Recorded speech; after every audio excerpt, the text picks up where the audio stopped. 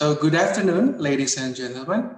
Good afternoon, honorable speakers. Good afternoon, honorable guests and participants of the Sustainable Development Goals webinar series.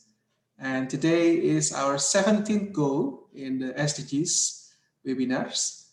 And I would like to welcome all of you to this wonderful afternoon via Zoom meeting. Selamat sore, selamat bergabung kepada seluruh peserta yang terhormat di acara webinar series persembahan dari Biro Kerjasama dan Hubungan Internasional Universitas Kristen Satya Wacana. Dan di sore hari ini kita akan memasuki goal yang ke-17 dari ke-17 tujuan dari Sustainable Development Goals, di mana di sore hari ini kita akan mendengarkan paparan dengan tema Partnerships for the Goals. And before we start this afternoon session, please allow me to familiarize yourself with our participations guideline. Izinkan saya terlebih dahulu untuk membacakan sejumlah peraturan ataupun tata tertib selama jalannya webinar di seri sore hari ini. This is the participation guideline for the SDGs webinar series presented by BKHI UKSW. Number 1, all participants' microphone is turned off upon entry into this Zoom room. Perlu kami informasikan bahwa mikrofon Anda telah kami nonaktifkan atau disable ketika memasuki ruangan Zoom di sore hari ini. And number 2, please change your participant's name as follows: home university -name student ID. For example, UKSW-RICO-672020-001 if you are a student. And if you are from other institutions or as well a lecturer or staff from UKSW, you can just write down your institution's name and then your first name. Yang kedua, mohon untuk mengganti nama peserta Anda dengan format universitas asal atau institusi asal, spasi nama depan, dan spasi nomor induk mahasiswa apabila Anda seorang mahasiswa. Number 3, please type in your questions in the chat box, or you can also use the raise hand button, and your microphone will be unmuted from the host. Yang ketiga, mohon untuk dapat menuliskan pertanyaan Anda. Ketika nanti sebelum memasuki sesi tanya jawab, kami akan mempersilahkan untuk bisa mulai mengajukan pertanyaan di dalam kolom chat, atau Anda juga bisa menggunakan fitur raise hand, maka mikrofon Anda akan kami unmute. And last but not least, our evaluation form is to be announced toward the end of this afternoon session.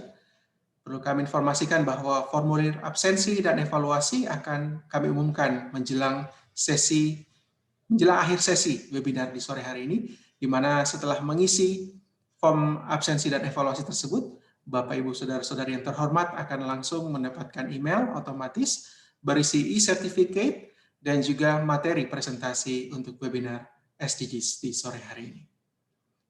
So without further ado, let me introduce you to our 17th SDGs webinar speakers. Ini adalah narasumber ke-17 kami pada webinar SDGs BKHI UKSW, our Honorable Deputy Rector for Institutional Relations and Internationalization, Mr. Joseph Ernest Mambu, S.Pd, MA, Ph.D. Izinkan saya untuk memperkenalkan narasumber ke-17 pada webinar SDGs BKHI UKSW di sore hari ini, yaitu Bapak Joseph Ernest Mambu, S.Pd, MA, Ph.D, selaku Wakil Rektor Bidang Kerjasama Kelembagaan dan Internasionalisasi di Universitas Kristen Satya Wacana.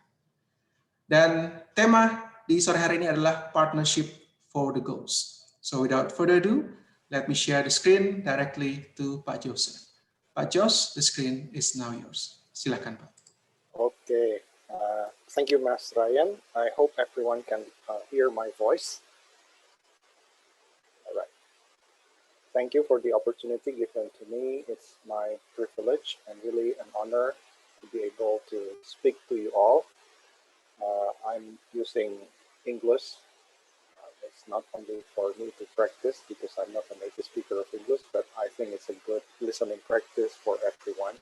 I don't know whether I will fully use English throughout my presentation. Maybe I will use Bahasa Indonesia here and there because there are some terms that are only available in Bahasa Indonesia. We are grateful that today those who are attending this session are still healthy, so keep safe, everyone. I know that the time is quite difficult for us with the pandemic. It's not yet over, so maintaining the health protocol is essential these days.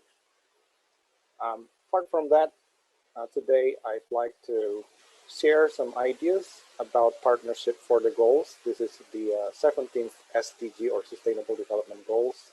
And let me share the screen later. But I think I have to greet everyone. So once again, thank you. To that also for giving the floor or giving the screen to me. All right, allow me to share the screen with you all.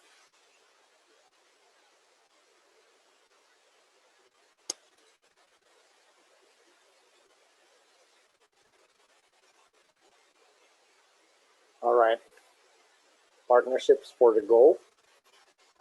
Actually, I have to thank one of former UKSW students, Mr. Harefa here.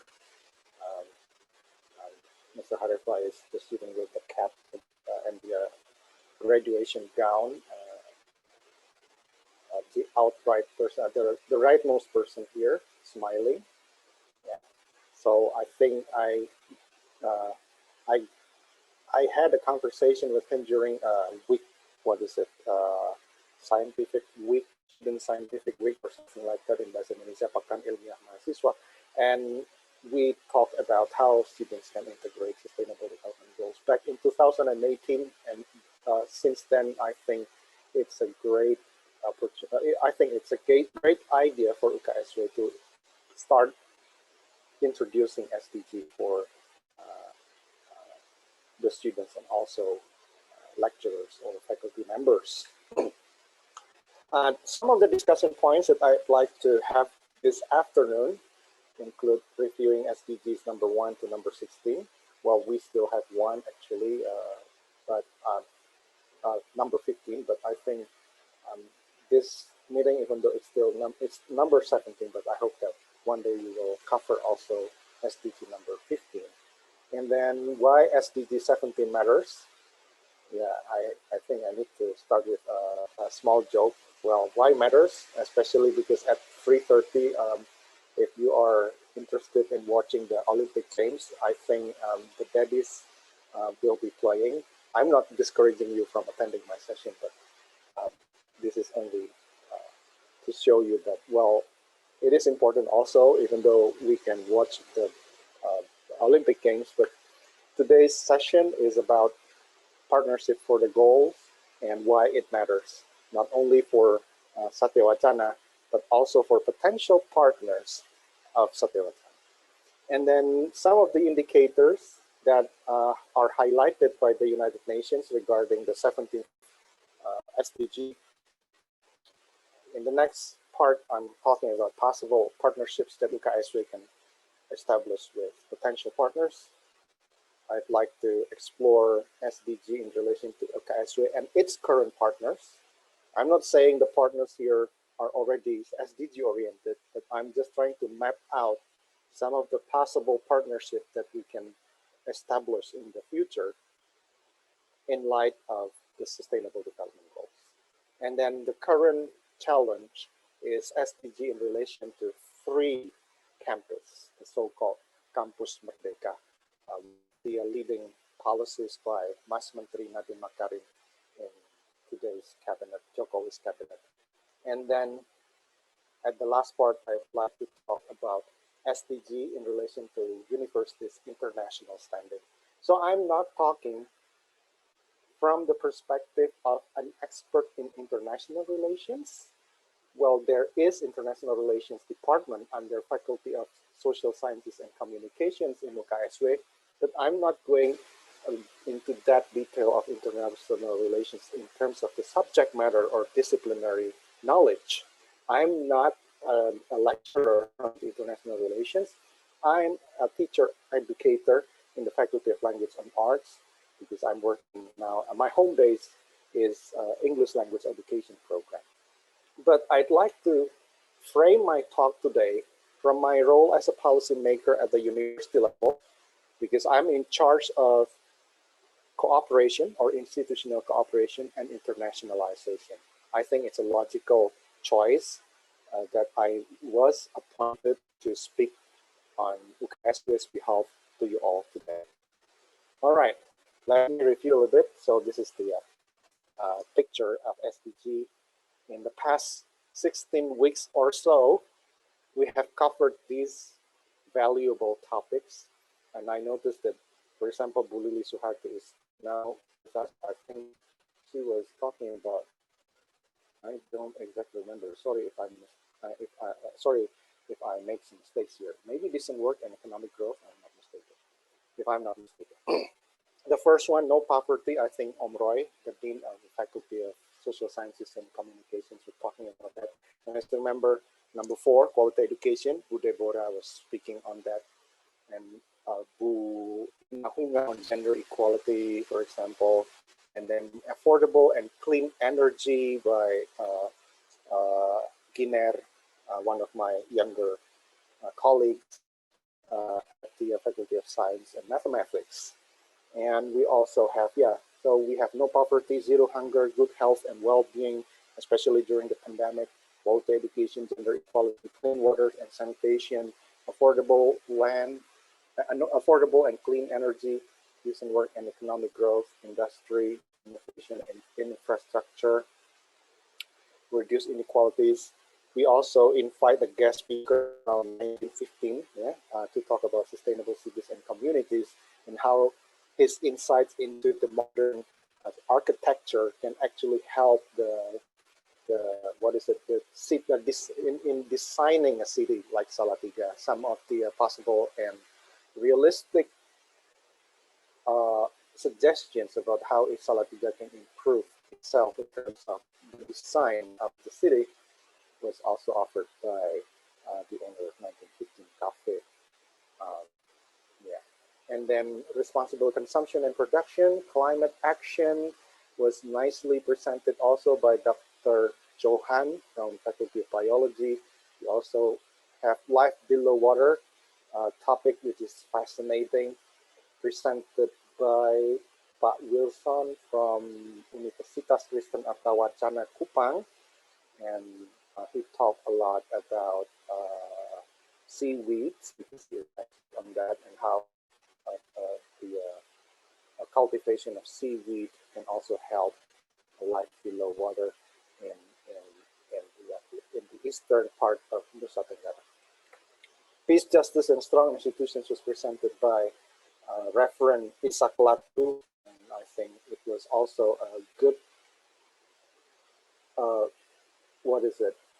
presentation on how religious tolerance and pluralism have a role in making sure that development is sustainable in our world, because without peace and justice, any attempt to develop a nation or develop a country will be impossible. Today, we are focusing on partnership protocols. So I'd like to highlight, based on a website here, published by the United Nations, why is it important? Why is partnership important? Why they matter? Let me read some of the things that I can see here, and everyone, because you also have access to this screen that I share with you all. What's the goal here? To revitalize the global partnership for sustainable development. Why?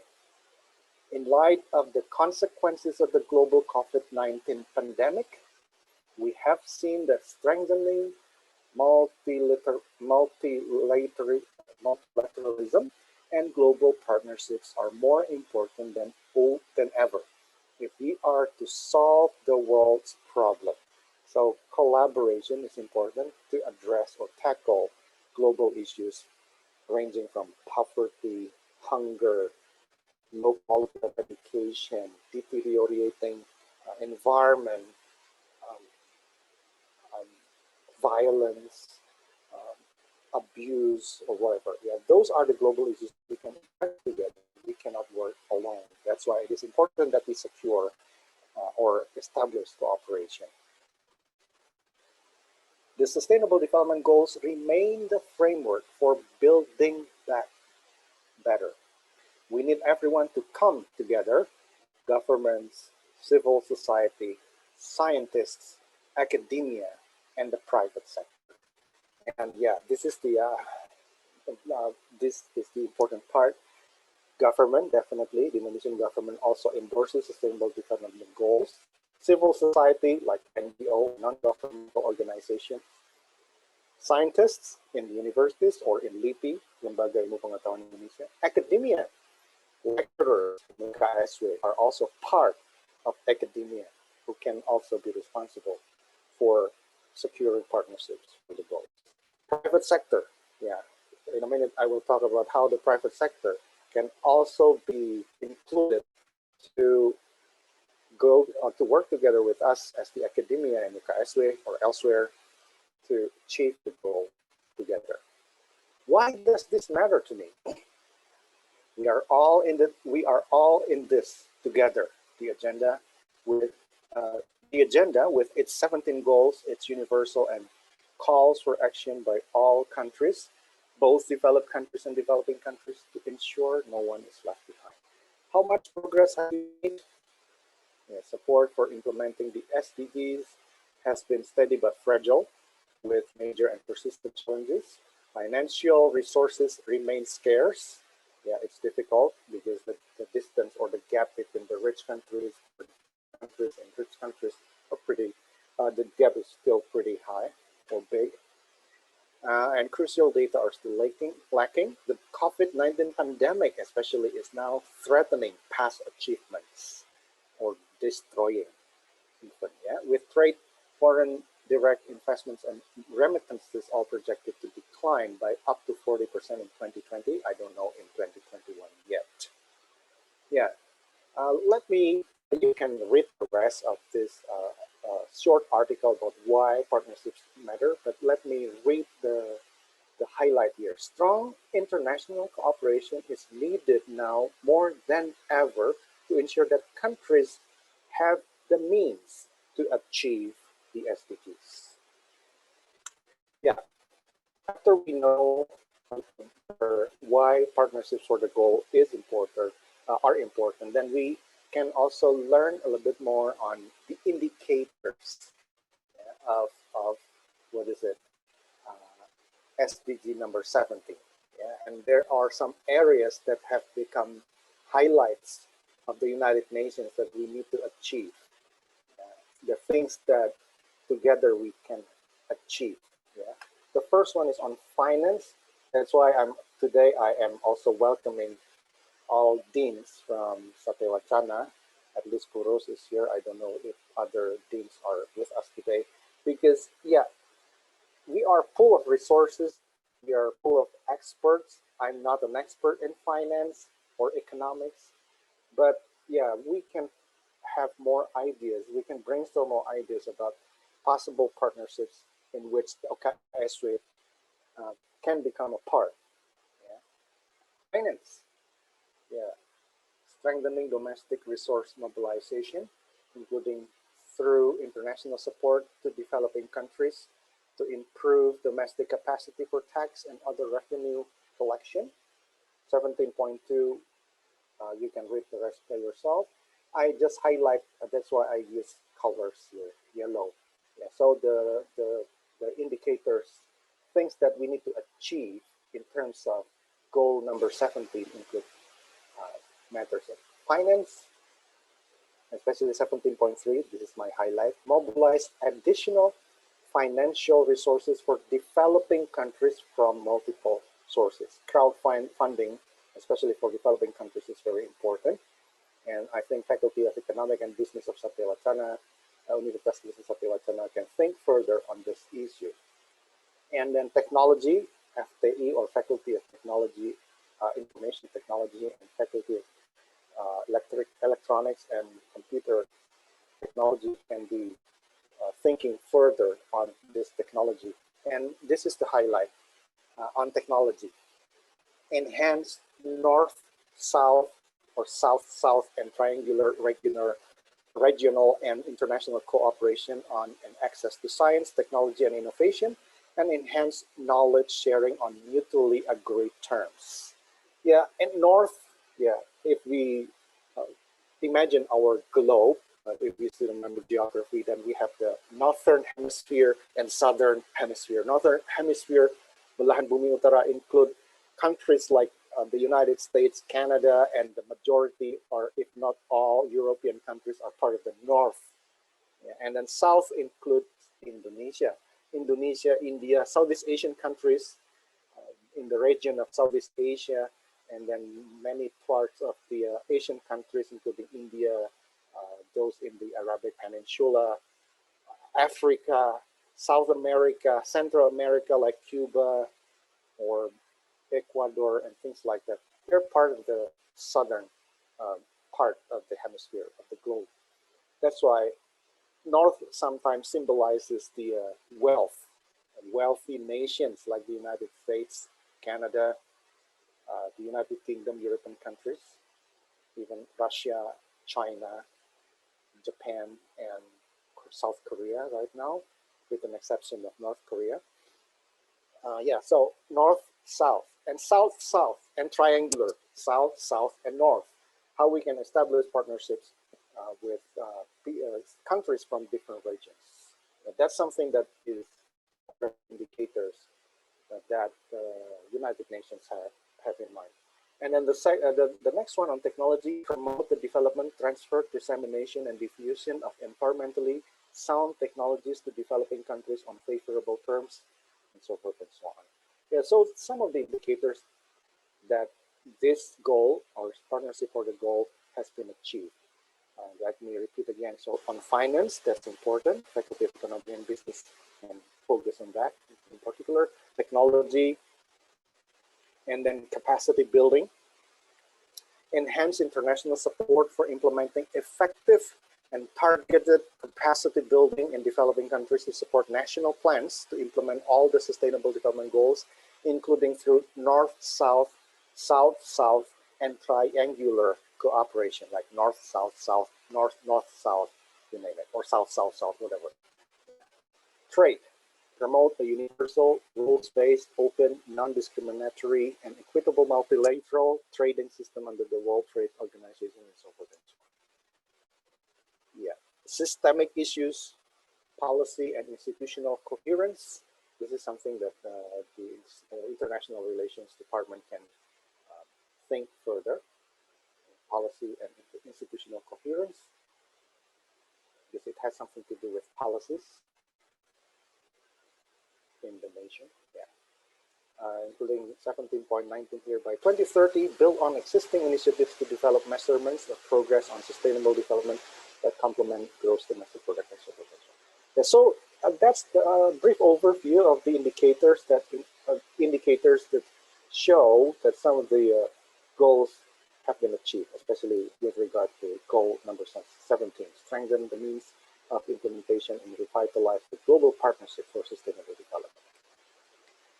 All right, so what do we have here? We are going or proceeding to the next section here. UKSW has 14 faculties. FDS, Faculty of Language and Arts, and then FBO, Faculty of Biology, Faculty of Economics and Business, Faculty of Electrical Engineering, or Electronics and Computer Technology, Law Faculty, and then Faculty of Social Science and Communication. We also have interdisciplinary faculty of Interdisciplinary Studies. We also have Faculty of Health, Medical Science. We are still struggling to get the medical science for doctorate, but yeah, I think we are in the process of securing more permission from the Ministry of Education, Research and Technology. Faculty of Teacher Training and Education, or AFTIP, and then we also have S.Pd, or Agriculture Faculty, and the Faculty of Psychology, Faculty of Science and Mathematics, Faculty of information technology, and theology faculty. 14 faculties. We have over 50 study programs in these 14 faculties. What can we think about possible partnerships? Yeah, this is a tentative plan that I think can be a starting point from which we can embark on our next journey, especially for UKSW, to secure more international partnerships, local and international partnerships. No poverty, yeah, I think Faculty of Economic and Business can think about this. Zero hunger, also at Faculty of Economics and Business. Good health and well-being, yeah, medical science, psychology, because well-being is not only about our body, the health of our mind, and actually spirit as well. So theology faculty can also be in charge here. Quality education, because we have a number of study programs related to education. It spreads throughout the university. We have FKIP, we have FBS. In FSM, there is physics education, who that is one of the lecturers there. In IT, we also have Pendidikan, Teknologi Informasi and Komunikasi. And then biology, we have biology education. And F.Pd, well, I include this because sometimes I also examine theses and dissertations that revolve around issues related to education.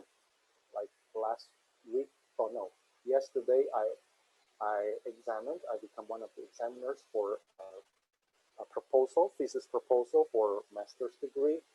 And this student talks about local wisdom, integrating local wisdom in early childhood education curriculum. So that's a fascinating area for sustainable development goals. If we want our development in terms of education to be sustainable, especially in remote areas like Papua, what can we do? Because it's not simply about developing, because there is a shift from our understanding of developing like what we knew in the New Order regime. It's more on the physical development, infrastructure development, or economic development. But it's not necessarily sustainable, especially if we sacrifice the environment or we sacrifice local wisdom on behalf of progress or development. That's the transition about development in terms of only infrastructure, economic, and physical things like buildings and roads. And in order for the development to be sustainable, then we also need to pay more attention to the development of human resource and how we can also maintain our gender equality. Yeah, of course, we have FBS, Faculty of Language and Arts. At least in the literature study program, we can talk about how gender issues are discussed in literary works. Kerjasama also are a good starting point for our students to raise their awareness of gender-related issues. And Pusat Studi Gender, or Research Center on Gender and Children, is also responsible for that. Clean water and sanitation, Faculty of Biology, definitely. Affordable and clean energy, FSM, Science and Mathematics. Decent work and economics, again, Faculty of Economics and Business. Industry, Innovation, and Infrastructure, IT, and Electrical Engineering. Reduce inequalities, I think the Law Faculty and Faculty of Social Sciences and Communications can be responsible for this.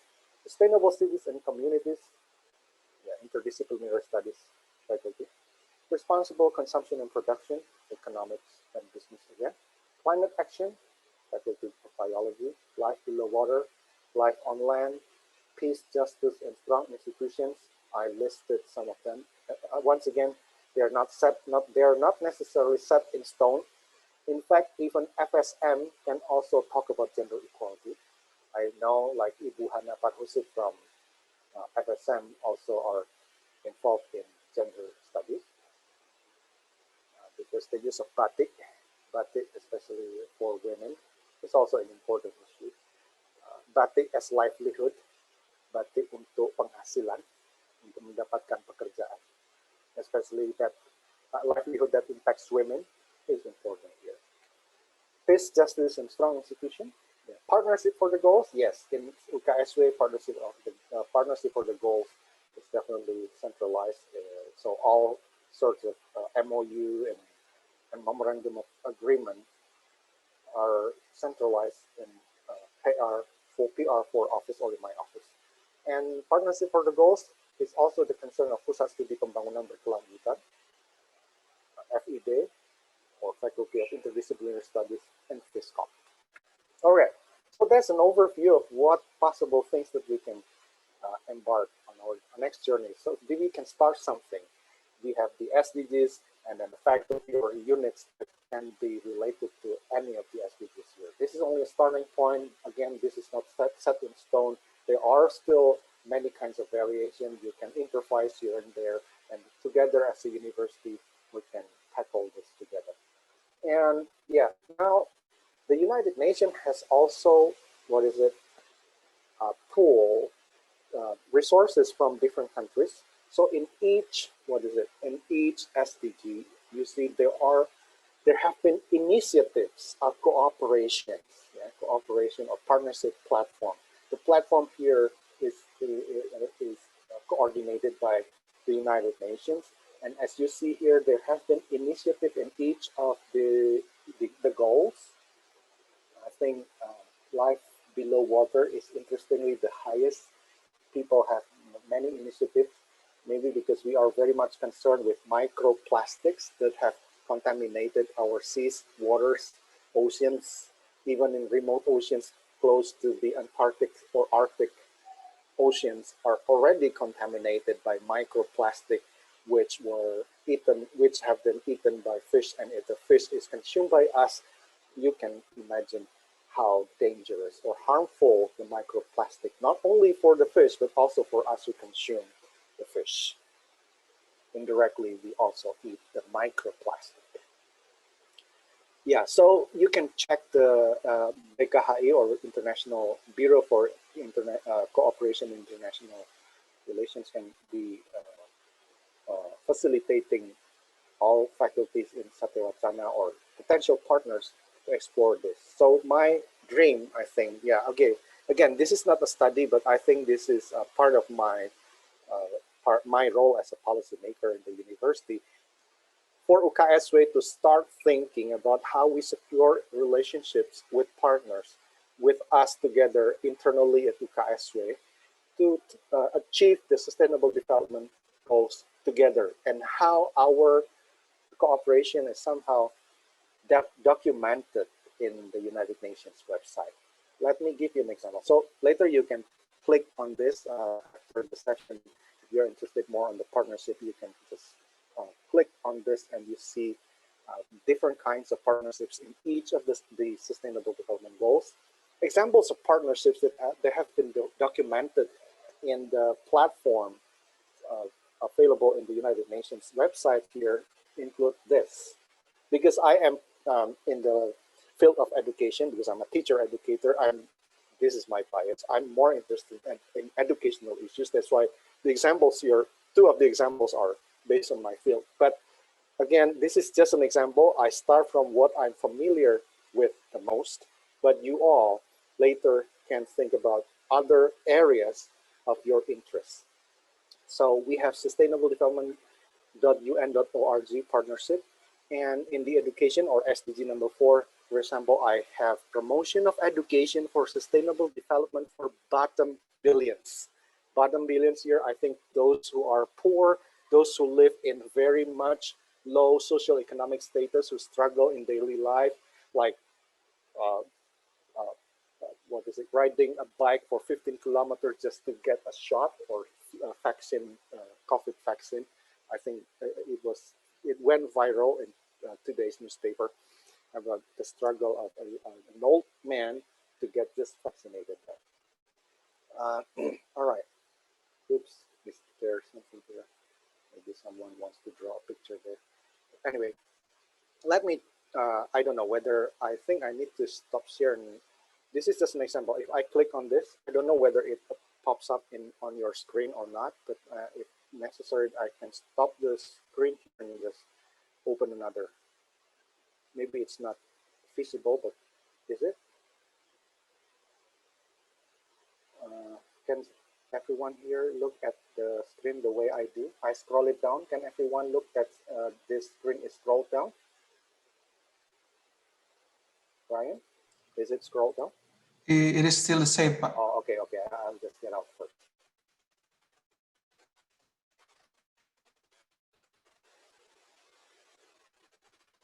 Okay. You can see that it is scroll up and down now, I believe, right?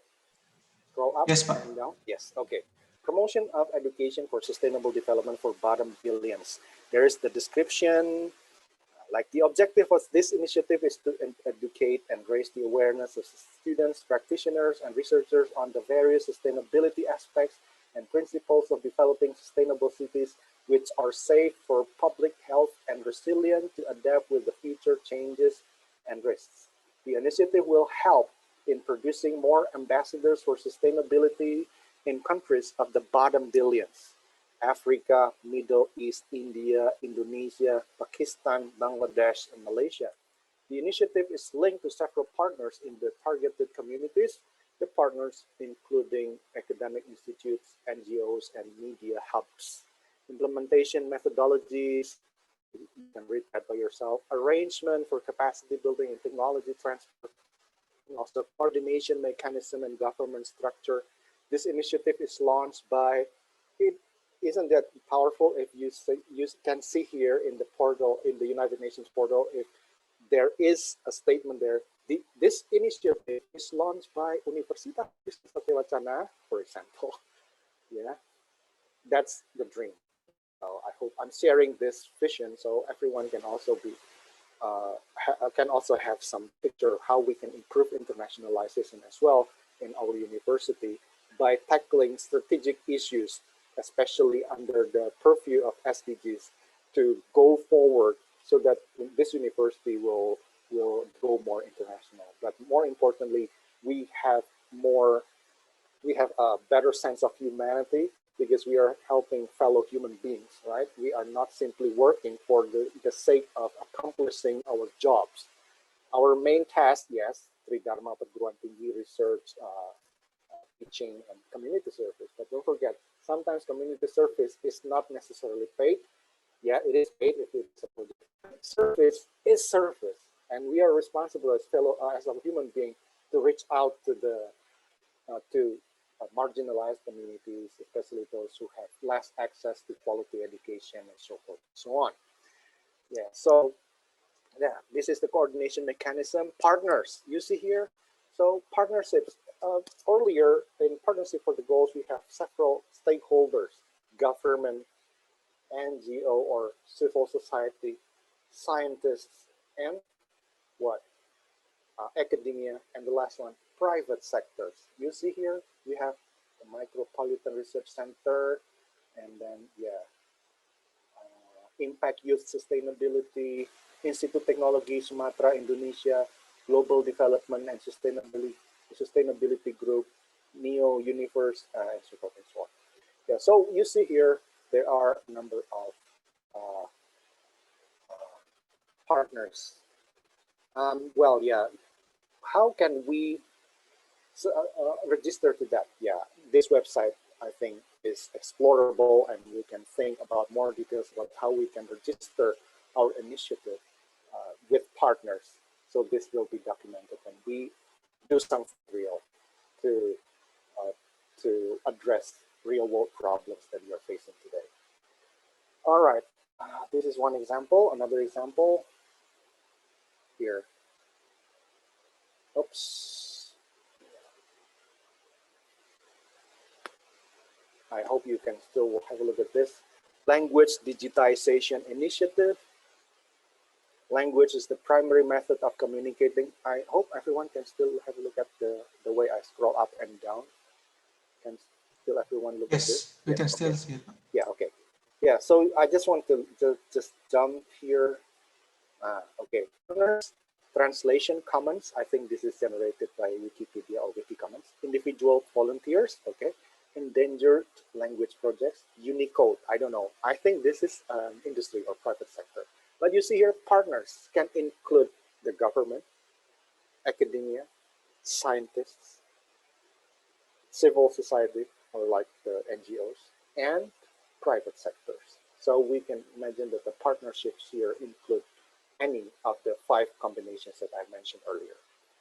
All right, let me get back to the PowerPoint again.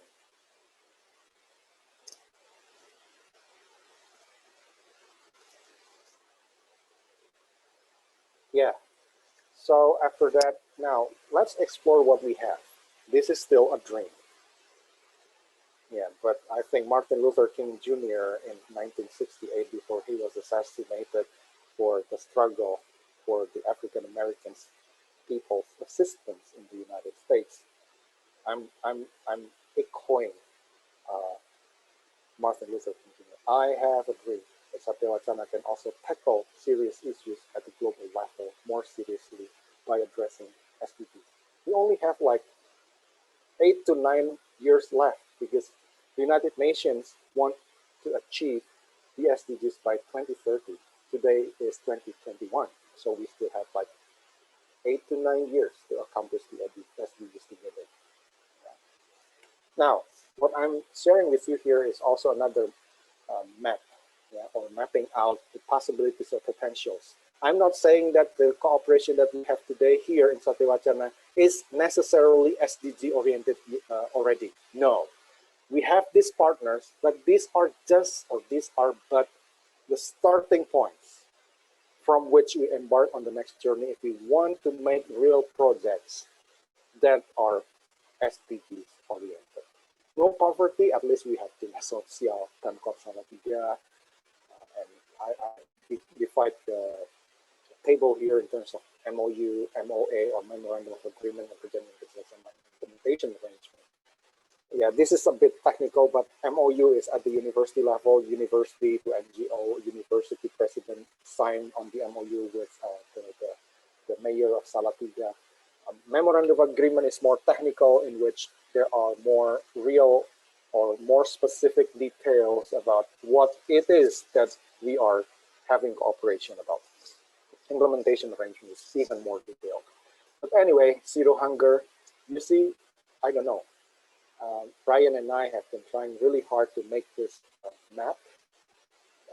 We cannot always claim that this is accurate 100%, but at least this is our initial attempt to map out what is happening in Satya Wacana.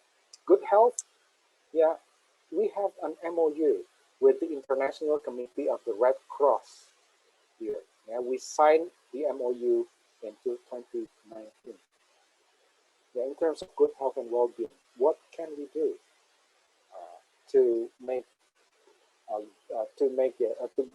what can we do about good health, yeah, in terms of sustainable development goals? We also have an MOU with National Taipei University of Nursing and Health Sciences. I went to Semarang because the MOU signing was in Universitas Muhammadiyah Semarang. I remember that before the pandemic. I went to Semarang to witness the signing of MOU. Okay, yeah, so these are the examples.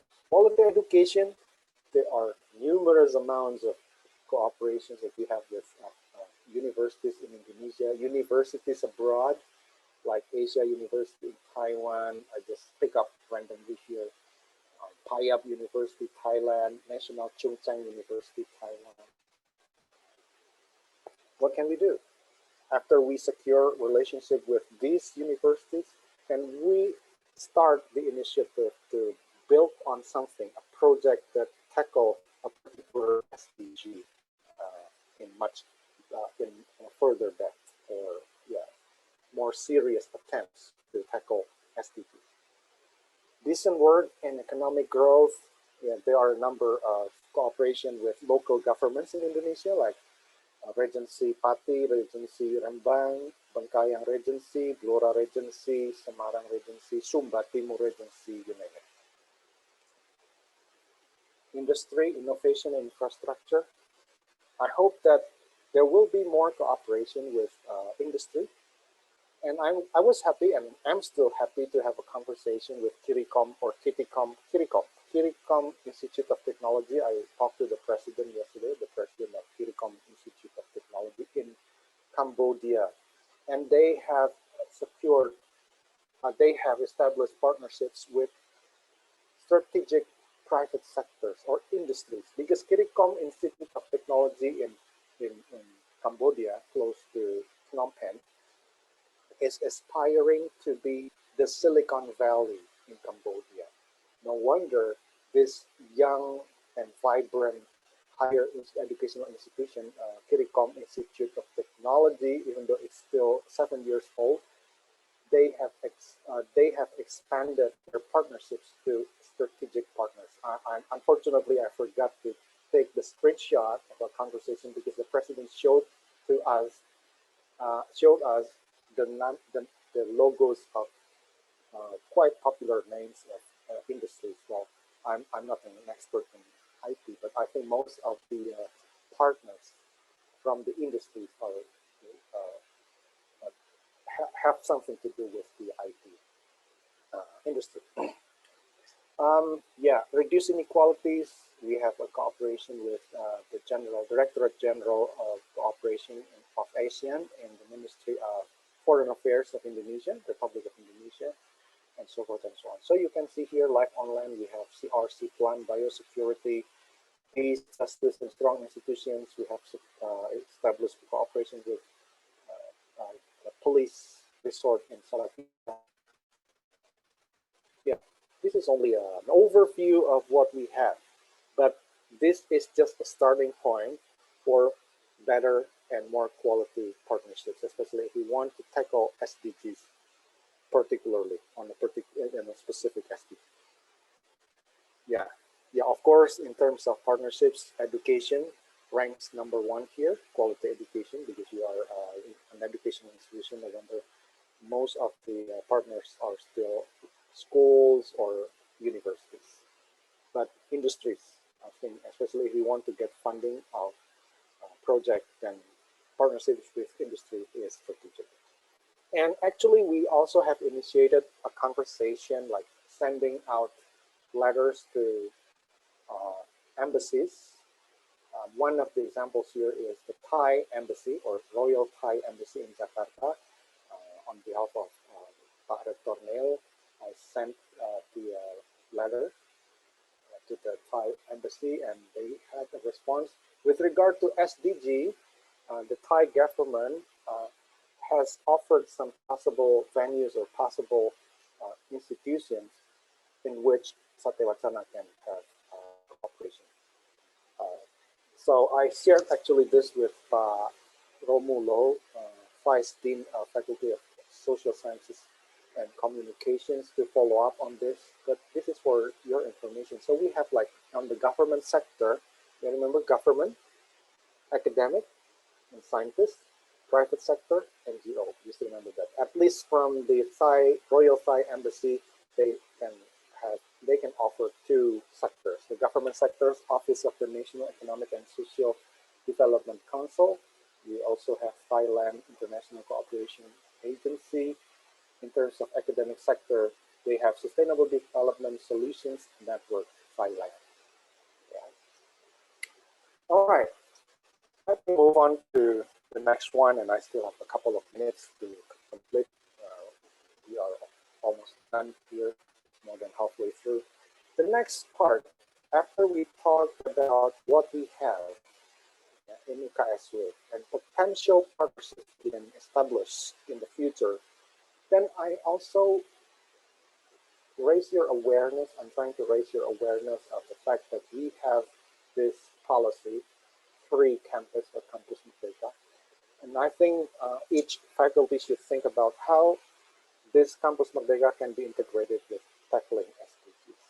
Program Campus Merdeka yang sedang berjalan, magang or internship, independent studies, program yang akan dibuka, Indonesian International Student Mobility Awards, and I'm happy that two of our students are already accepted or admitted in Michigan State University in the United States, and his Pisa University in Italy, I think. They will start their attending lectures in both foreign institutions soon.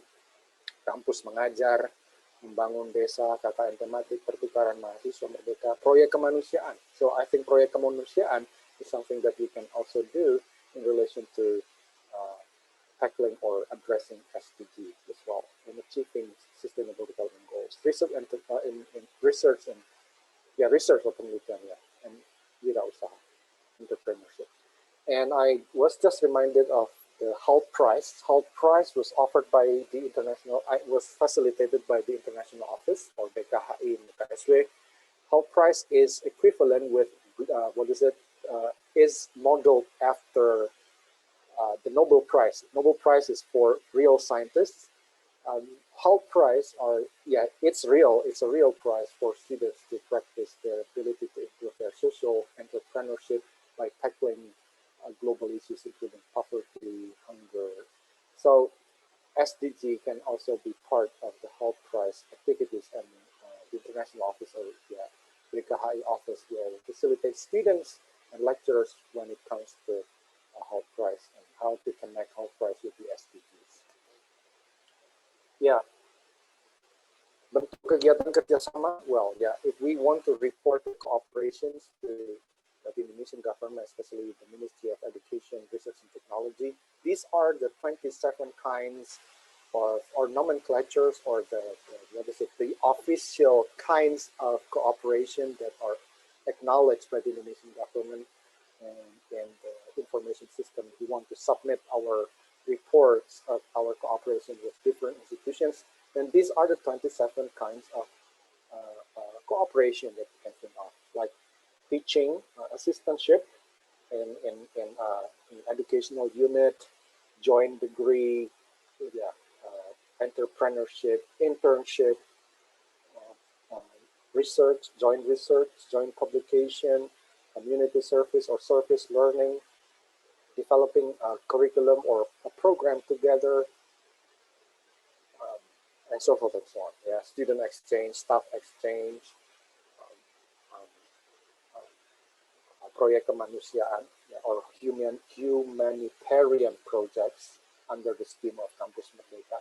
If we can somehow relate the types or the forms of cooperation in SDG, that will be awesome. And as I mentioned earlier, if we can gather support from different international institutions in which we are concerned about a particular issue, let's say quality education, then we can have that kind of cooperation that allow us to have our students to do the internship in a particular industry or educational unit, but at the same time, as they go or reach out the community, they can also tackle SDG issues. Of course, this is big. This is still very open-ended, but I see the potentials there, and we can explore the potentials. So we are moving forward, not just doing things the way we do.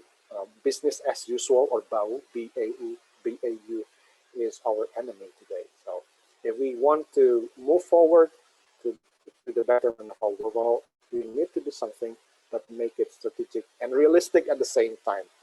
I know that the time is quite limited with the quality assurance, and then also the necessity or obligation to fill out the checklist by the government for the teachers' workload. I understand that. But somehow, if we want to move forward, we need to go beyond administrative responsibilities.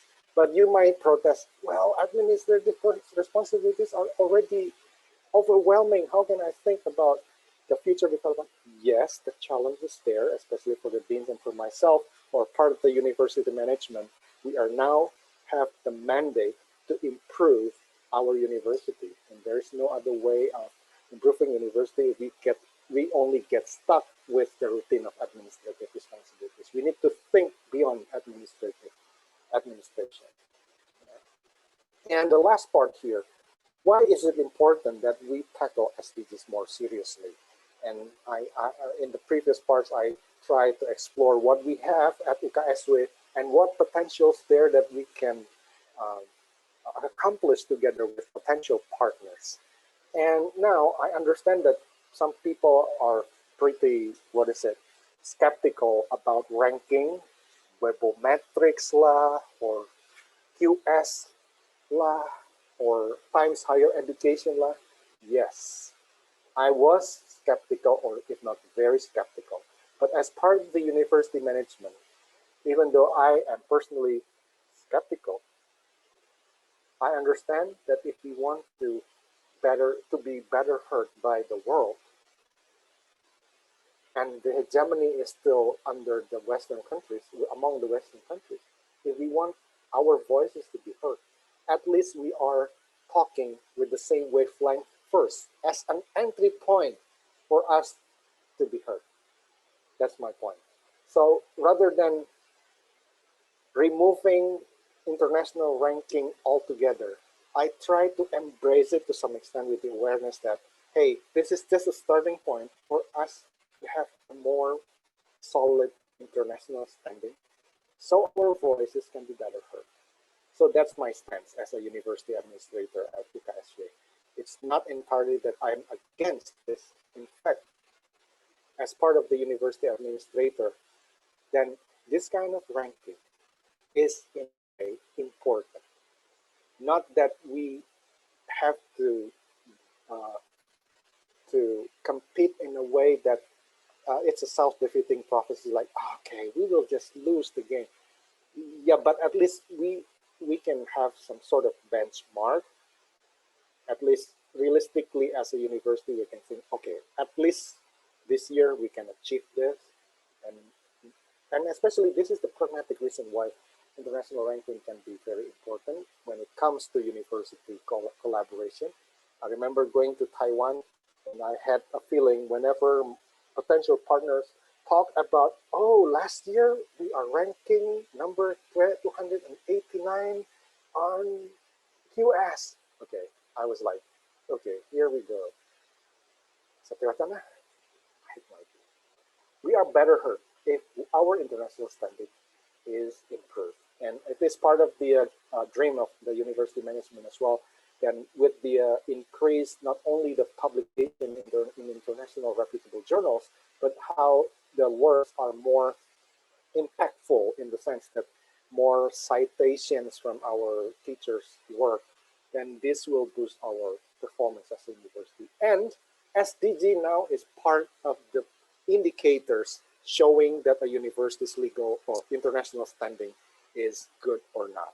So Times Higher Education, as one of the institutions responsible for ranking of the universities in the world, they require certain SDGs to be part of the university policy.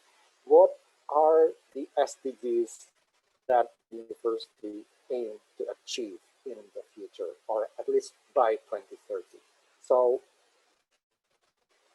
here from the website of, Times Higher Education, it says we are including all 17 SDGs in the 2020 University Impact Rankings. That's the reality. The changes from 2019. These changes allow us to follow up on our promise to include all of the United Nations 17 Sustainable Development Goals in the ranking, and also to include aspects of teaching for the first time. The new SDGs that we are including for the first time this year in 2020 are SDG number 1, 2, 6, 7, 14, and 15. As before, our theory of change is that universities can support the delivery of the SDGs in 4 ways. Research. That's why partnerships with universities, joint research to tackle SDGs is of paramount importance. Research, by researching for new solutions and knowledge related to the SDGs. Stewardship, by being responsible for their own consumption and sustainability. Outreach, by working directly with their communities, regions, and nations. And teaching, by inculcating a sustainable mindset in their students and alumni. UKSW is responsible for this. It's a tall order, I know. It's difficult to achieve. but it's workable. At least we have the starting points. We have partners already, and we can still explore more partners, especially if we think about funding a particular project that will boost our research, stewardship, outreach, and teaching attempts in our university. Okay, how can universities take part? We want as many universities as possible to participate. Last year, 561 universities from across the world chose to do so, and UKSW is we are here to go. Yeah. Being ranked individual SDGs, I'm not that silau dengan rankingnya. I'm not that, well, the ranking is there, but it's just, okay. People may have pros and cons, people may have reservations, so they do not like the ranking, but here it is. Somehow it's already integrated as part of the ranking system. Maybe the focus is not on the ranking, but at least the SDGs are the starting point for us to do something real and useful and impactful for the world. Okay, so this is my closing remarks. UKSW, deans, Kaprokdi, vice dean, students, my fellow colleagues, you are, students and faculty members alike, let's boost our motivation and increase our capacity to establish collaborations with strategic national and international partners, especially those that help us to achieve SDGs, private sectors, educational institutions, NGOs, governments, academia, scientists from different institutions. And for potential partners of UKSW who happen to attend today's meeting or today's webinar, please consider UKSW as your strategic partner. What I have in mind, yesterday I specifically sent out this webinar flyer to one of my former students now working in WALHI, Wacana Lingkungan Hidup Indonesia. If she happens to be here right now, I would like to welcome you in person, even though I cannot really see you now. But wherever you are, here or elsewhere, you show your interest in attending this webinar, which is a good starting point.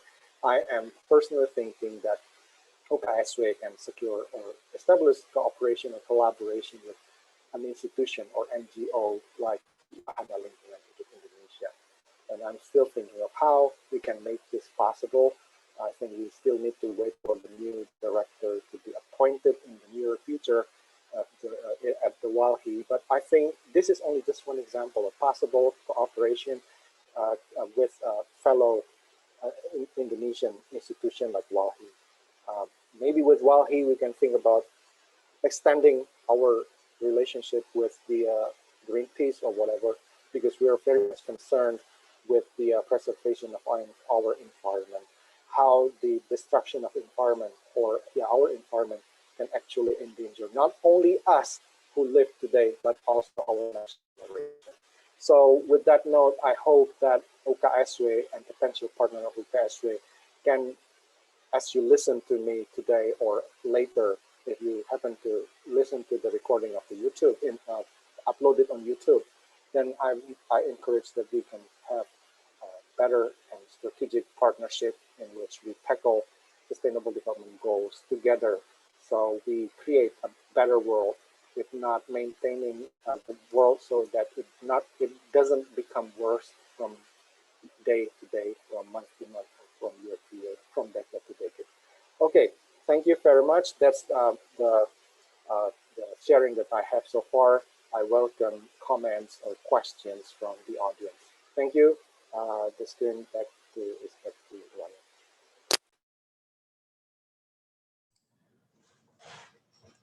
Thank you very much for the very insightful presentation, Pak Jos.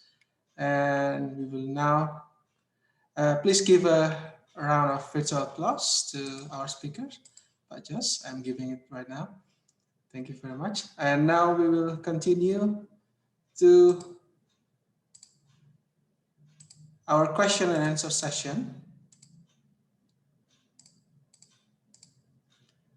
So I invite all participants to write down the questions in our chat box, in our chat room.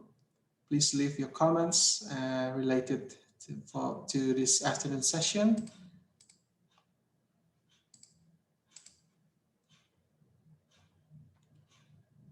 Okay, I'm having one question in the chat box from Pak Bagus, ya, from the Ministry of Fishery in Indonesia. Let me read it out to Pak Josh. As stated in 1992 Rio Declaration, the polluter should bear the cost of pollution. In the spirit of goal number 17, do you really think it is fair for us, Indonesia? Should the poor be overburdened? And do you agree that Helix model and SDG are powerful instruments for organizing, educating, and integrating future societies, although the two frameworks operate with very different logistics?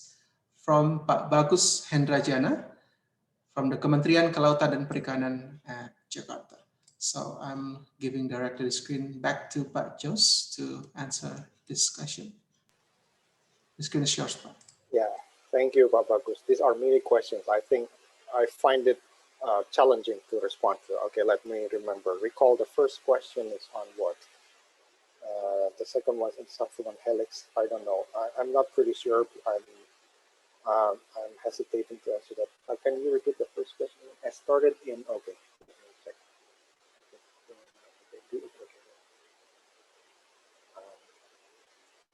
Oh yeah, it is whether it is it fair for us in Indonesia? Should the poor be overburdened? Okay.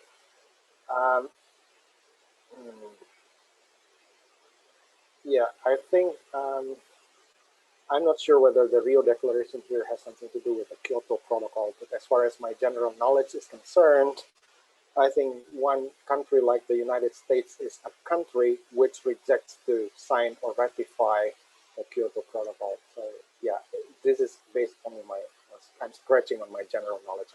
I'm brushing up on my general knowledge because I'm not an environmentalist, even though I'm concerned about environmental issues.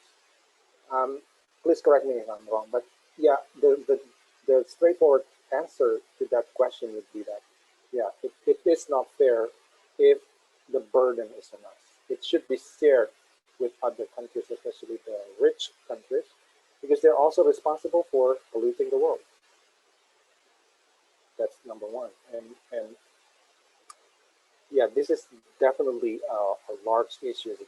I'm hesitating to assume authority in this issue, yeah, but this is my take, my personal take on that. But the answer should be no.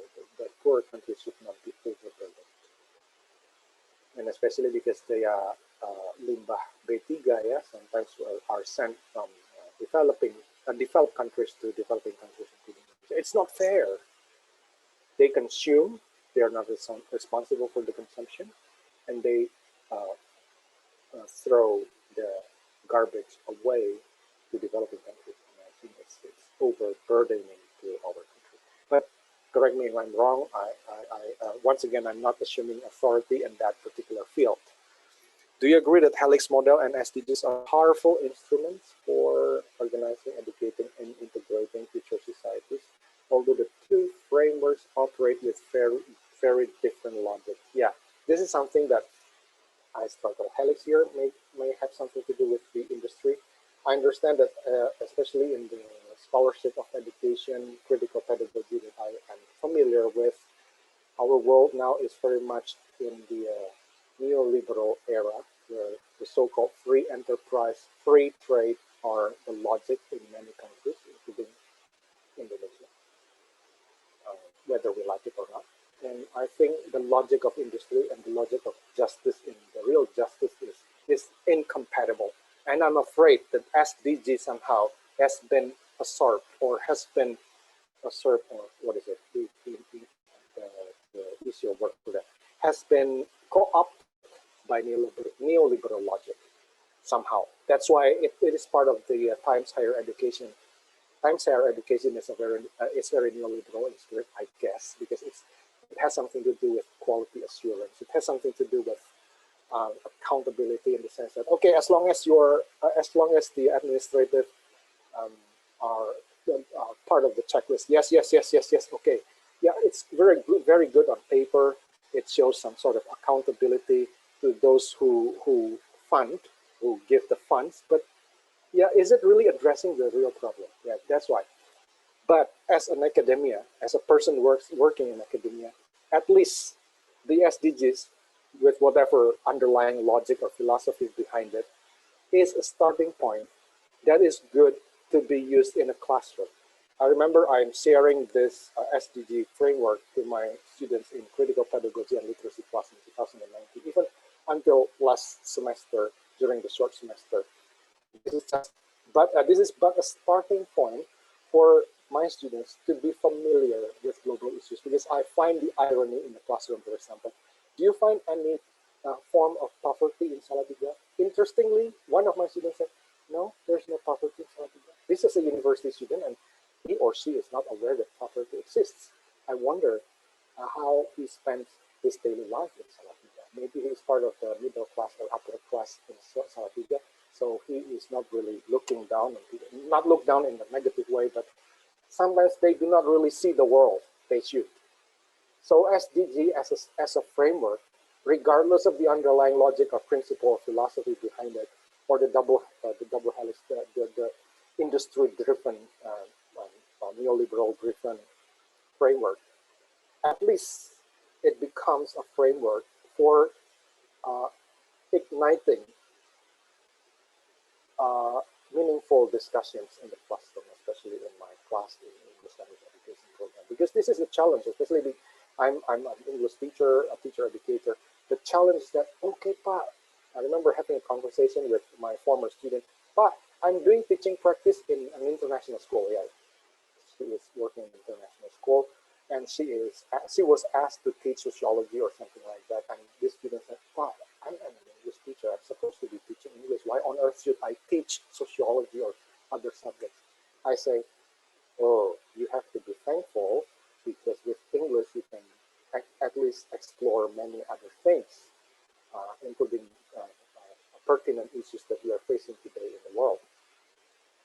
Yeah, so I don't know whether I address this, but this is a challenge. The underlying logic might not be compatible from one framework to the other, but I am appropriating, that's probably the word in English, appropriating, merenggut, mengambil, mentomot for my own purpose, for educational purpose, for pedagogical purpose, to start thinking of real issues that we are facing. Yeah, I understand that the logic might be different, but somehow we have some sort of agency to have a voice in the classroom. Me with my students, for example. That's my personal take on that part. Thank you for being so attentive since the very beginning. I noticed that you were here in this session. Thanks. Yeah. Maybe you have a response to this, but I look forward to listening to your take on this. Thank you very much, Pak Jos, for answering the question given by Pak Bagus Hendrajana.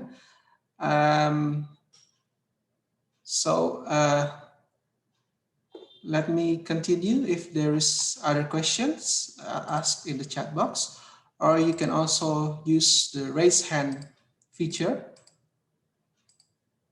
and we will allow your microphone to be unmuted. So, or maybe Pak Bagus has something to say first. Okay, yeah. Pak Bagus, let me allow you to be unmuted, Pak. Yeah. Bisa kedengaran, Pak? Bisa, Pak Bagus. Pakai bahasa Indonesia aja ya, Pak ya. Soalnya kalau bahasa Inggris itu bahasa Inggris saya style Jawa. Jadi perkenalkan dulu, Pak. Nama saya Bagus, saya dari Badan Litbang Kementerian Kelautan dan Perikanan. Sebetulnya saya itu tertarik yang goal ke-14 itu yang life underwater, tapi kan ternyata ketinggalan ya, jadi saya ikut ini aja. Jadi memang sama, Pak. Triple helix itu di tempat saya, kebetulan kan ini rame-rame ya, Pak ya. Jadi ada BRIN itu, Pak. BRIN itu Badan Riset yang baru dibikin itu kita juga agak bingung sebetulnya, karena semua peneliti nanti diarahkan ke BRIN. Bagaimana dengan perguruan tinggi itu. Jadi kalau memang benar Pak, kalau dipikir-pikir itu kan SDG sama Helix itu kan apa ya, cara berpikirnya berbeda gitu loh. SDG itu mohon maaf kan agak sosialis ya Pak ya, agak apa namanya, semua harus rata, semua harus ini. Sedangkan triple helix itu kan peneliti, akademia itu harus bekerja sama dengan industrialis gitu. Jadi ya mungkin seperti itu. Kemudian yang pertanyaan yang pertama tadi Pak, memang kita itu kalau dari Rio itu kita itu memang dianggap sebagai poluter ya Pak ya, poluter terutama mikroplastik di dunia lah, kita dianggap apa namanya, pencemar plastik terbesar di dunia. Dan masalahnya adalah kalau kita ada kebetulan saya kepala bidang kerjasama Pak di Badan Litbang. Jadi kita banyak kerjasama dengan perguruan tinggi. Tapi kalau sama Satya Wacana kayaknya belum ada deh Pak. Nanti kita bisa ngobrol lebih lanjut ya Pak ya. Jadi memang susah Pak. Kita diposisikan kalau kita mau nego kerjasama itu, kita diposisikan sebagai ya poluter itu.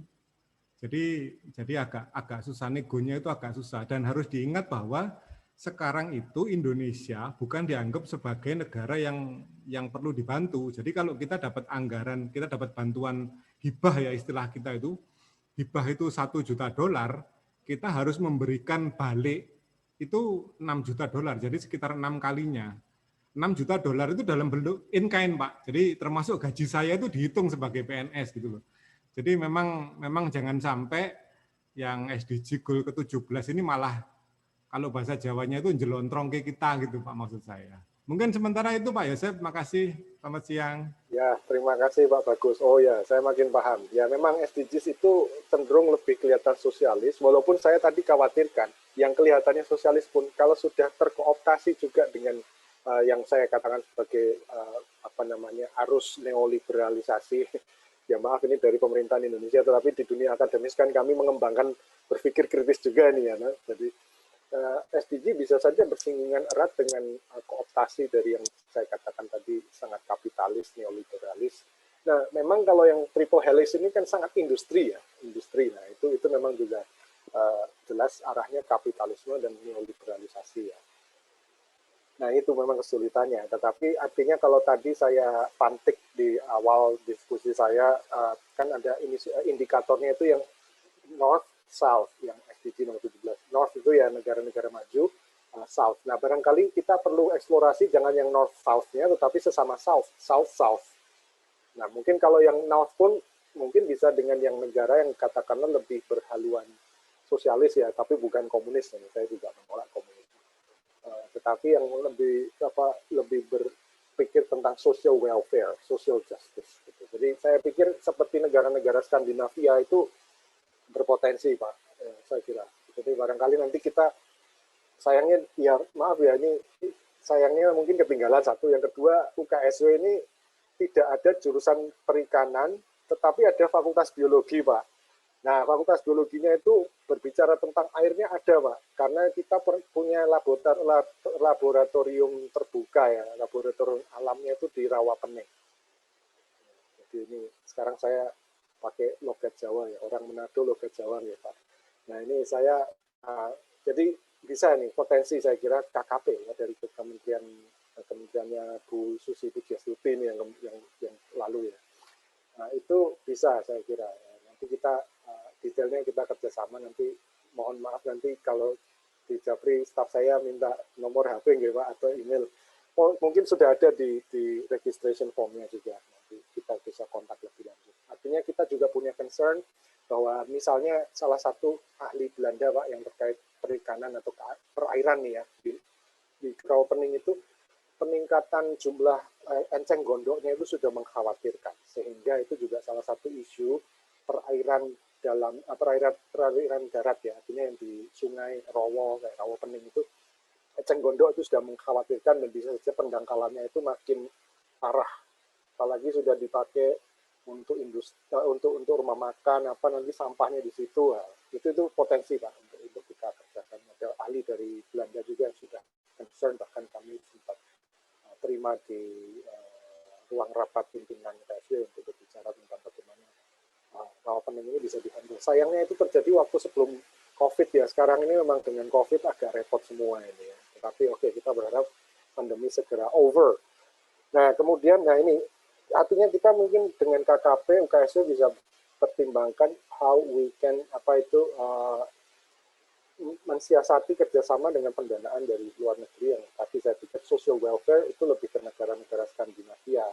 Atau kalaupun yang North America mungkin lebih cenderung Kanada, lebih sosialis daripada Amerika misalnya. Saya bayangkan seperti itu. Dan kebetulan sebenarnya kalau sekarang di bawah Joe Biden sebagai menteri yang Demokrat, walaupun sekapitalisnya pun Amerika, tetap kalau Demokrat itu sosialis Pak. Jadi ya nggak tahu, ini peluang. Saya sendiri studi di sana, untungnya pas zaman Barack Obama jadi presiden itu agak angin segar memang untuk mahasiswa internasional yang di Amerika. Selanjutnya, ya itu dulu Pak. Jadi mungkin selanjutnya kita bisa bicarakan email atau WhatsApp atau Telegram ya Pak ya. Oke, terima kasih.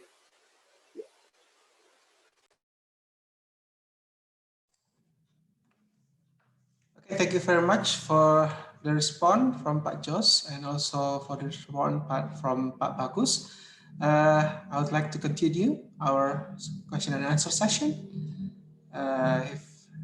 If there's any other questions, please do not hesitate to use our chat box or chat room. Just type in your questions there and we will read it out. Pertanyaan tidak harus dalam bahasa Inggris, tetapi dapat diajukan juga dalam bahasa Indonesia. Silakan apabila Bapak atau Ibu ada pertanyaan terkait dengan tema SDGs nomor 17, Partnership for the Goals, bisa langsung mengajukan pertanyaan kepada Pak Jos, atau juga bisa menggunakan fitur raise hand, maka mikrofon akan kami izinkan untuk bisa di-unmute. Kami masih punya waktu sedikit untuk sesi tanya jawab. Ya, kami nantikan pertanyaan.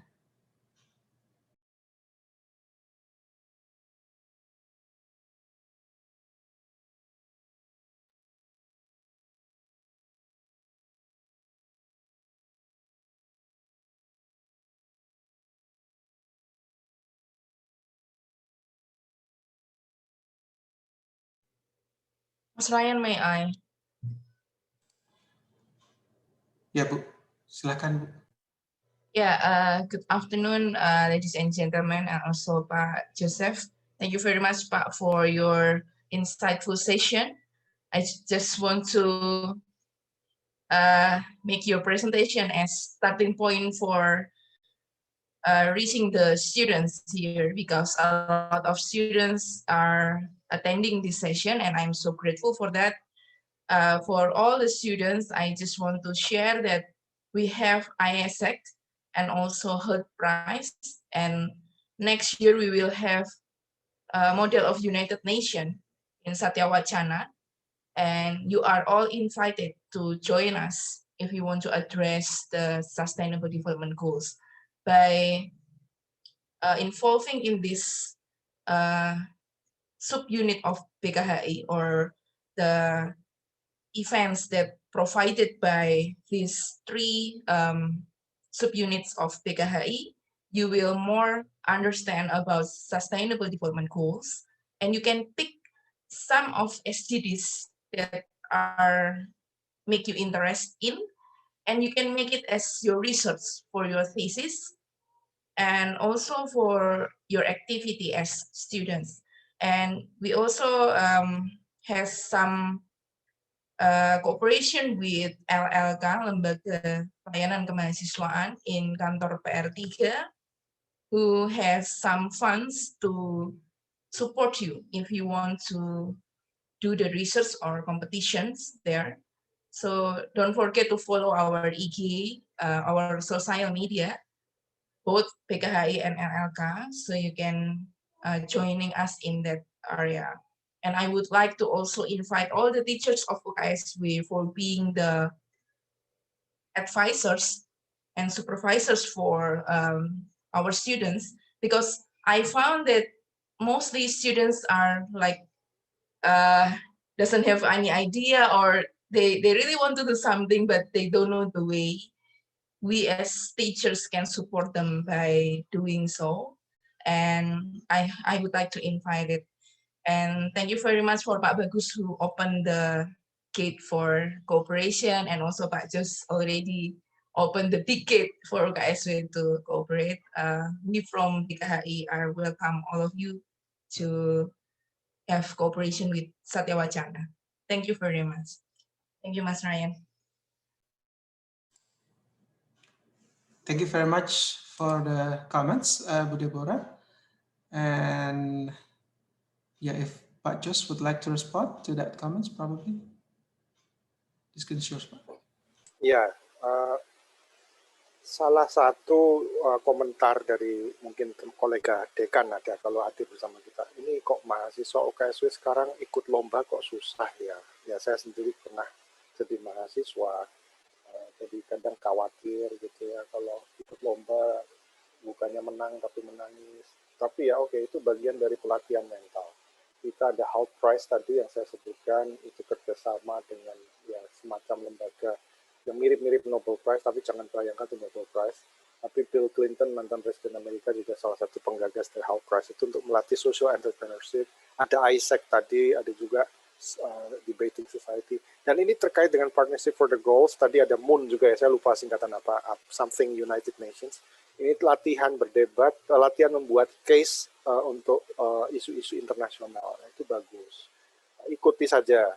I think kita walaupun di kota kecil, Salatiga people, students living in Salatiga can also broaden your knowledge and horizon, so you can be more knowledgeable about the world. Gitu. Dan involvement in competitions or even events like ISAC and Holt Prize can hone your skills to improve international awareness, and yeah, that's part of capacity building as well for you all. Jadi I really encourage everyone to be involved in those kinds of international events or programs with international flavor. Jadi ada cita rasa internasionalnya.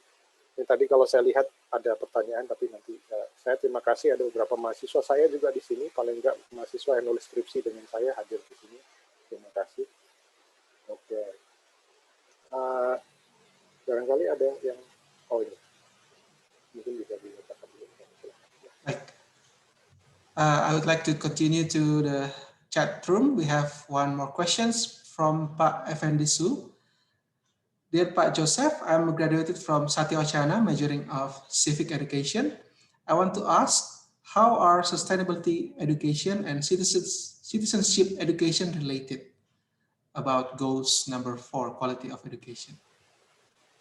Okay, this is an excellent example, and I think I need to revise the table a little bit, because I think peace, justice, and strong institutions can be can also include FKIP, because FKIP has civics education, pendidikan kewarganegaraan.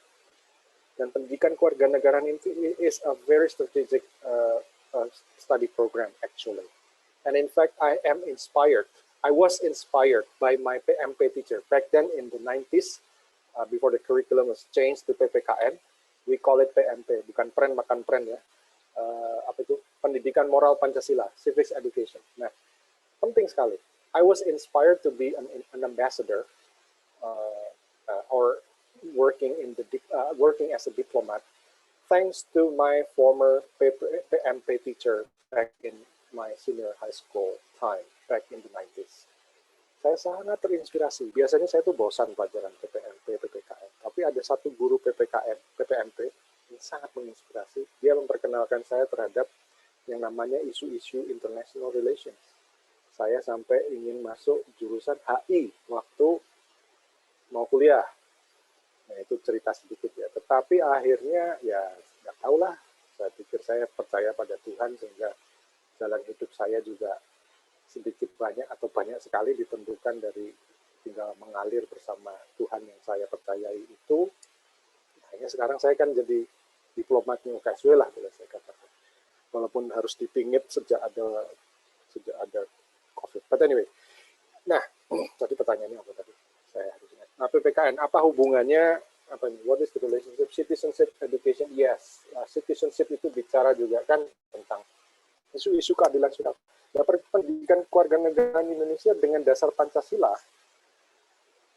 Sila kelima itu salah satu yang paling relevan untuk SDG. Keadilan sosial bagi seluruh rakyat Indonesia. Nah, ini yang menjadi penting. Civic education ala Indonesia itu bagaimana sila kelima Pancasila dan termasuk sila kedua, kemanusiaan yang beradab. Itu dimaknai. Jadi sebenarnya SDG itu bisa menjadi tulang punggung untuk kita makin memperdalam Pancasila. Kalau zaman dulu ada butir-butir apa itu? 4. Butir-butir ya. 36 butir terus jadi 45 butir, nggak tahu sekarang. Tapi tiap sila itu ada penjabarannya lagi.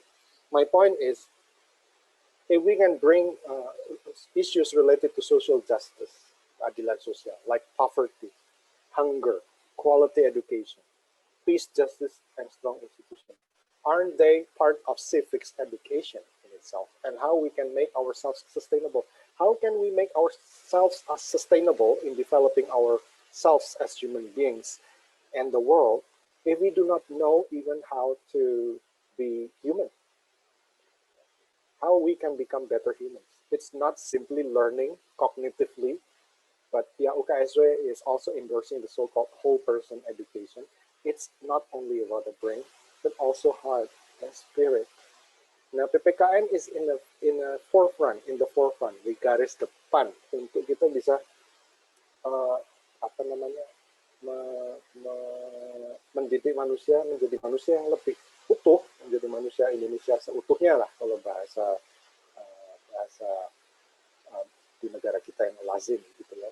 How to make ourselves better and whole person, more whole person. Ya. Whole person education itu sesuai juga dengan civics education kan. Jelas kita tidak, kalau berat sebelah hanya kognitifnya saja, kita tambah pintar, lah robot yang diciptakan itu bisa lebih pintar dalam tanda petik ya, walaupun itu yang program adalah manusia. But to some extent, some of the tasks can be replaced by robots or artificial intelligence. But if we do not hone our affective or emotional skills to have empathy, to stand up for justice, bagaimana? Nah ini kan, jadi the role of PPKN itu penting, dan bahkan kalau saya sarankan SDG itu bisa menjadi salah satu backbone atau tulang punggung for you to introduce international issues or global issues from the perspective of Pancasila. Jadi Pancasila jadi starting point untuk PPKN, tetapi bahwa di dunia luar Indonesia pun itu juga ada hal-hal yang menjadi concern bersama, sehingga mahasiswa atau siswa kita yang belajar PPKN itu tidak hanya mengerti secara provinsial, tidak hanya mengerti local issues saja, tetapi bagaimana yang dipahami sebagai Pancasila itu juga ada yang berlaku universal. Dan ada concern bersama, termasuk bagaimana Perserikatan Bangsa-Bangsa ingin mencapai yang SDG itu bersama-sama. Jadi saran konkret saya bagaimana PPKN atau civics itu, pendidikan kewarganegaraan bisa berkaitan dengan SDG, ya SDG diperkenalkan, dan bagaimana Pancasila, to what extent can Pancasila be compatible with SDG, for example. Bagaimana kompatibilitas antara Pancasila dengan pencapaian SDG. Dan sebenarnya pemerintah sendiri sudah endorse kok. Kalau ya, tapi nggak tahu ya, artinya bisa aja pro dan kontra, tetapi ada bagian dari pemerintahan yang endorse juga untuk pencapaian SDG, karena kan Indonesia juga bagian dari the United Nations, bahwa ada triple helix tadi seperti yang Pak Bagus katakan, yaitu memang konten competing discourses ya, wacana yang berkompetisi di pemerintahan sendiri, tetapi bahwa SDG itu diakui oleh United Nations dan Indonesia adalah anggotanya, itu menjadi framework yang diakui termasuk secara resmi oleh Indonesia. Mungkin itu yang bisa saya jawab dari pertanyaan. Oh, SDG number 4, ya itu tadi pendidikan Pancasila, quality education kan? Quality education. Pendidikan yang berkualitas lah, kalau ingin PPKN-nya lebih berkualitas,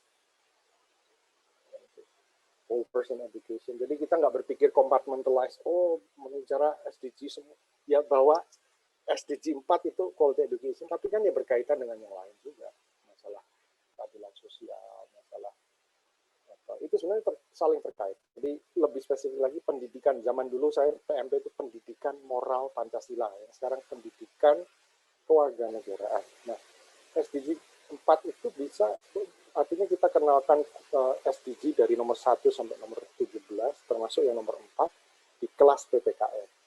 Jelas civics education itu berkaitan menurut saya dengan SDGs secara umum, terlebih SDG nomor 4.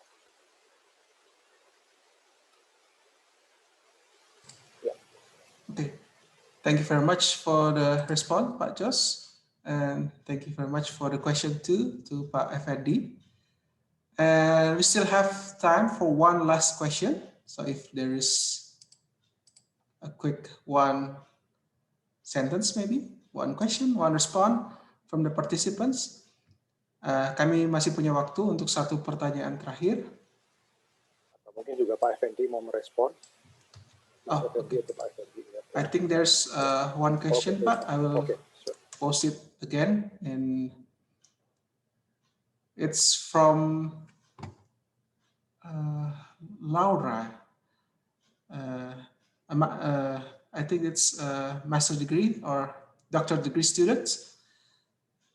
I'm not sure if my question is related to this topic. My question is there any suggestion to give better solution of how to optimize the water treatment of water content in Tanah Gambut in Kalimantan, so the people, especially in remote area in Kalimantan, can enjoy the more clear and healthier water, and of the problem of the lack of drainage revitalization to avoid flood, mostly when the sea or river or high tide or air sungai or laut yang pasang. Oke, thank you Bu Laura. Nah, ini kalau saya, ini pertanyaan yang bagus. This is a great question. Mungkin saya kurang pede kalau menjawab ini. Justru dari Kementerian KKP ini. Tetapi if I learn history, kalau saya belajar sejarah, Tanah Gambut ini dulu sangat populer. Sekarang masih ada peninggalannya. Sangat populer sejak zaman Pak Harto. Jadi ini peninggalan Orde Baru, saya kira ya. Bahwa itu menimbulkan dampak lingkungan, saya kira itu yang sudah dirasakan. Even my students in English language education program, I think are concerned about environmental issues, but it's not necessarily related to peatland atau tanah gambut ya, tetapi yang dibahas itu tentang penambangan liar misalnya, itu another issue. Tetapi oke, kembali ke tanah gambut ya. Nah ini masalah perairan ini kan, perairan di darat kayaknya. Ini Kementerian KKP menjadi PR Kementerian KKP. Oke, jadi saya kembali dulu pertanyaannya. Nah, suggestion-nya bagaimana? Nah, terkait dengan SDG 17, karena saya in charge untuk yang SDG 17, walaupun ini terkait dengan SDG nomor berapa ya, 14 yang water, life on water, life underwater, saya lupa. Ya, pokoknya itu. Nah, ini apa ya, untuk nomor 17 ini ya, bagaimana kalau misalnya ada kemungkinan kerjasama, ya saya pikir WALHI, Wahana Lingkungan Hidup Indonesia, itu yang NGO ya, non-governmental organization, atau apa namanya, LSM gitu.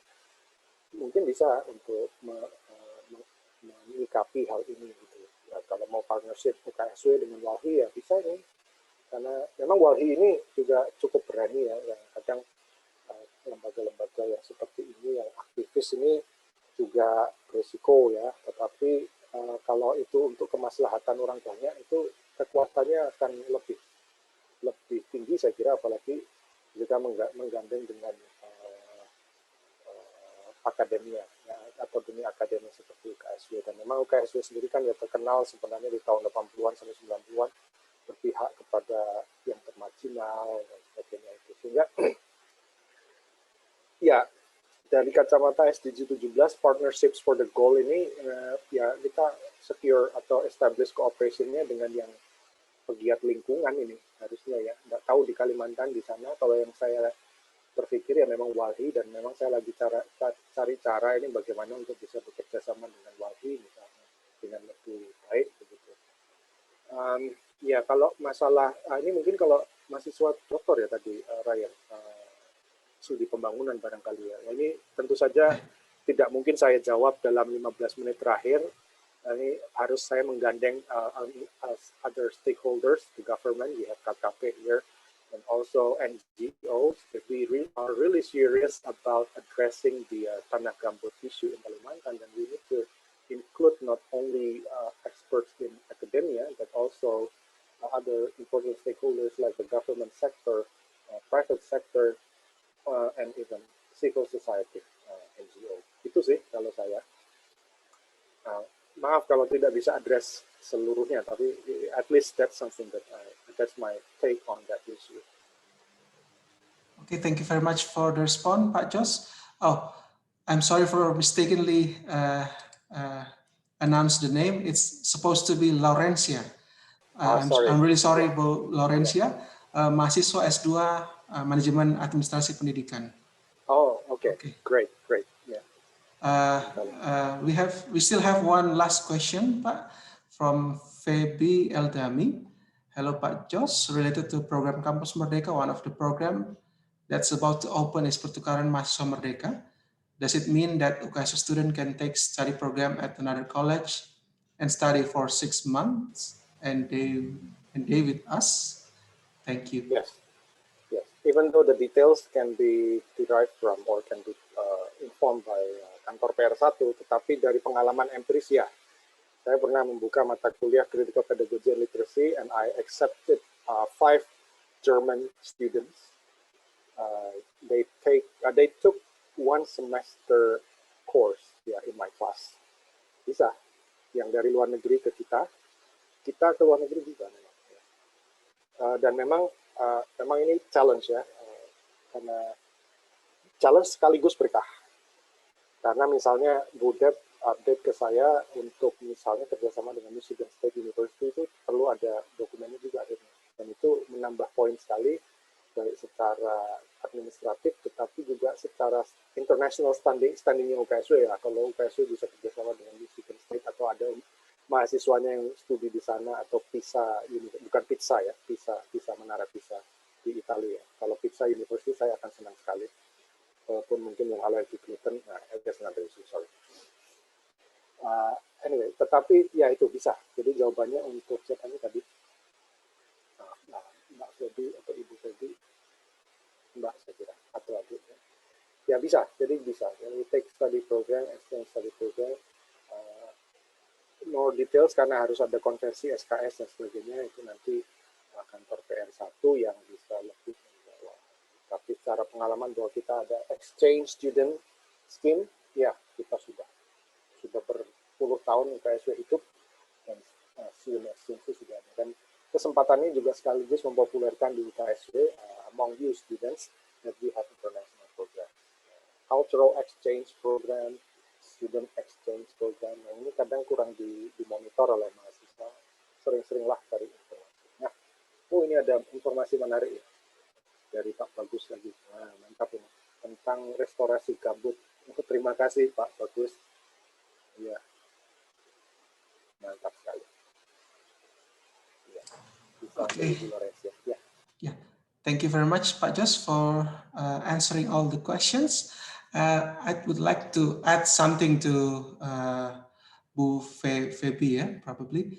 I'd like to speak in bahasa Indonesia. Untuk setahu saya program Kampus Merdeka, terutama pertukaran mahasiswa Merdeka, untuk pendaftaran sayangnya untuk tahun ini sudah ditutup dengan skema dikti, karena pelaksanaan akan segera dilakukan pada bulan Agustus ini. Begitu pula halnya dengan program Indonesia International Student Mobility Awards, yang dimana UKSW juga sudah mengirimkan beberapa partisipan, juga sudah ditutup karena sudah dalam tahap persiapan untuk pelaksanaan programnya.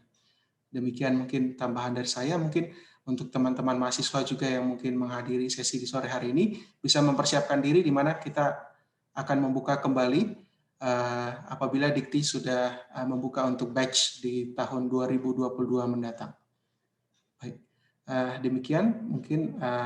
So we are now going to close our question and answer session. Thank you very much for all the comments from participants, and thank you very much for the answer given by Pak Jos.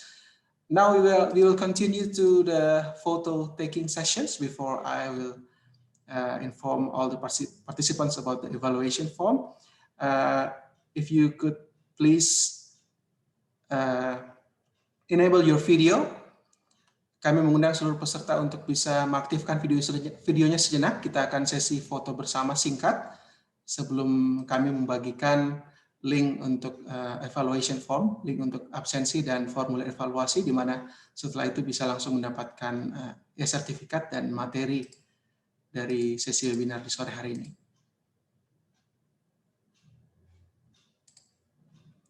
Baik, sekali lagi kami mengundang seluruh peserta untuk mengaktifkan videonya.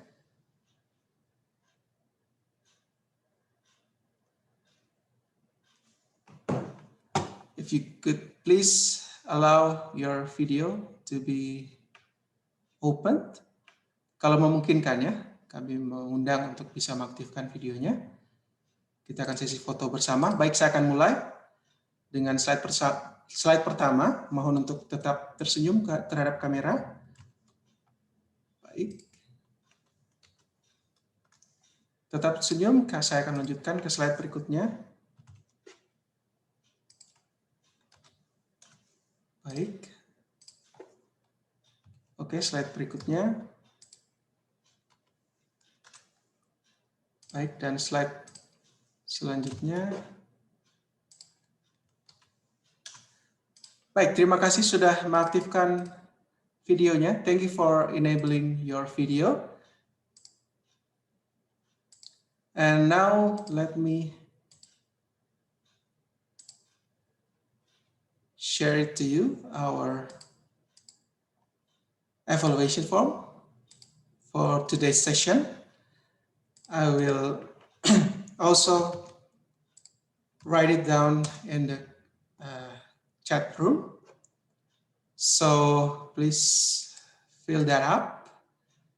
And the e-certificate will directly be sent out to your email address, to the registered email address. And you will also get the materials for today's presentation. Link absensi dan formulir evaluasi sudah kami kirimkan di dalam kolom chat dan juga sudah tertampil di dalam screen saat ini. Anda bisa mengakses. Lalu untuk materi presentasi dan e-sertifikat akan langsung otomatis terkirimkan kepada alamat email yang Bapak Ibu Saudara-saudari terhormat sudah masukkan. Untuk bisa mengakses rekaman dari webinar hari ini maupun webinar SDGs secara keseluruhan yang akan kami upload setelah sudah lengkap semuanya juga, Anda bisa mengunjungi channel YouTube kami, sudah kami masukkan juga di dalam kolom chat, untuk melihat kembali rekaman-rekaman sesi SDGs webinar yang sudah 17 kali kami adakan. And once again, we would like to appreciate the effort given by Pak Joseph for the presentation this afternoon. Thank you very much.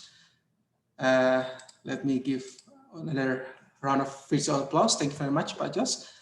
We will see you again on the next series of SDGs webinar. Thank you for participating this afternoon. And one more quick information, we have another session.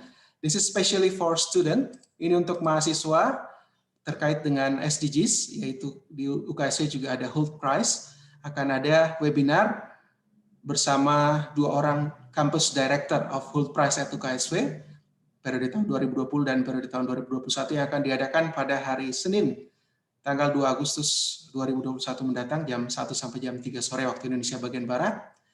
Via Google Meet, teman-teman mahasiswa bisa ikut bergabung untuk mengetahui lebih lanjut tentang Hult Prize, di mana kompetisinya akan kembali diadakan menjelang akhir tahun 2021 ini.